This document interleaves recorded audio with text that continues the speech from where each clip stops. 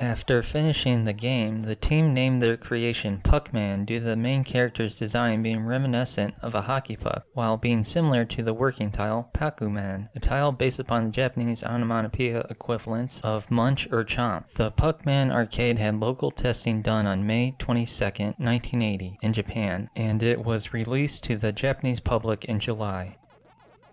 Namco wasn't initially confident in the title as it had performed only modestly. Their other title, Galaxian, was the preferred arcade game among Japanese players for its familiar theme and gameplay. Namco showcased its two games, Pac-Man and Rally X, to gaming executives and arcade operators at the 1980 AMOA trade show between October 31st and November 2nd.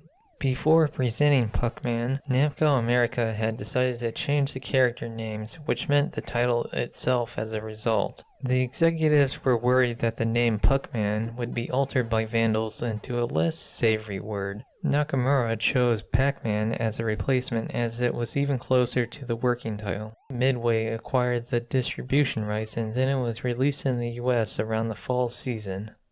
The story often goes that executives believe Rally X would be more profitable and possibly a bestseller, but there are accounts that conflict with this. Both Replay and Playmeter, two of the leading journals on the arcade industry at the time, had articles by contributors who seemed to hold Rally X and Pac-Man in medium regard in comparison to the other arcade games available at the trade show, such as Berserk and Deep Death. Late Bally Midway president Dave MAROFSKE said that he and the company did give Pac-Man favorable praise, but they more or less viewed Rally X on the same level. However, on the other hand, there are also accounts that do corroborate Rally X's supposed Golden Boy status. Namco themselves believe that Rally X had the best chance of success out of the 4 games they offered up to American distributors, possibly because of the middling response of Pac-Man in Japan. And one could say that they rallied for it by presenting it to distributors with special attention.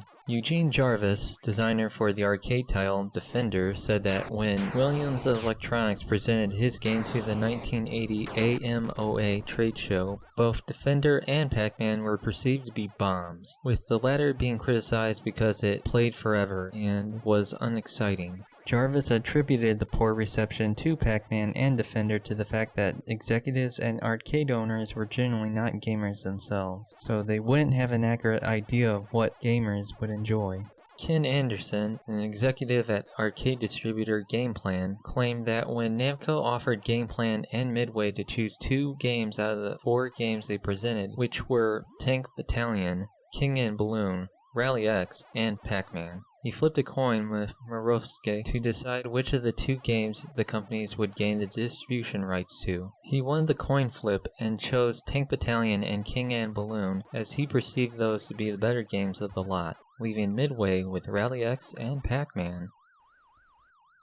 It is unclear when Pac-Man first appeared and released in the US, as documentation of arcade cabinets at this time were not well kept or at all. Bally Midway did acquire the distribution rights on the 10th of October, and the 26th has also been offered up as the date Pac-Man came to the States. It's quite possible that on the day the rights were transferred to Midway, they ordered the Pac-Man arcade hardware, which took over 2 weeks to arrive. Then Midway spent time working on the localization and manufacture of the US arcade cabinets before their eventual announcement at the AMOA convention that they would be distributing it in the States. There's also an account that the game may have appeared at C.A. Robinson's Western Amusement Games exhibition on December 5th. The US Pac-Man arcade manuals are dated December of that year, so it's plausible that the game shipped out to the general public sometime after the exhibition.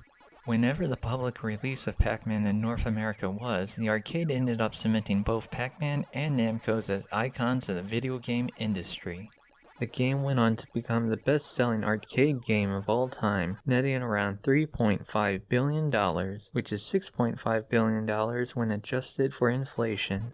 Its success in the US had arcade owners buying multiple cabinets just to create walls dedicated to the game. It was even said a funeral home purchased one for play. In a display of respect for Iwatani's success, Nakamura promoted him to the general manager of Namco's research and development division with a small pay bonus. Other Namco games took notes from Pac-Man and Iwatani himself, with mappy designer HIDEHARU SATO, for example, recalling how Iwatani had helped him come up with the mechanic of power doors. Beyond Namco titles, the game had a massive influence on gamers and developers across the world, with the creator of Pokemon, Satoshi Tajiri, going as far as to say that Pac-Man is the textbook for game designers.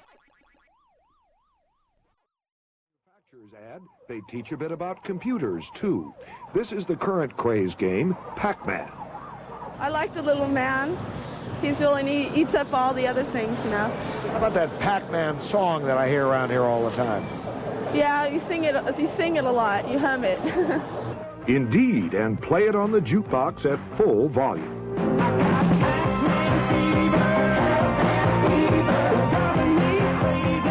Psychologists remind us every younger generation has to have something to scare adults. Right now, all of this is certainly it.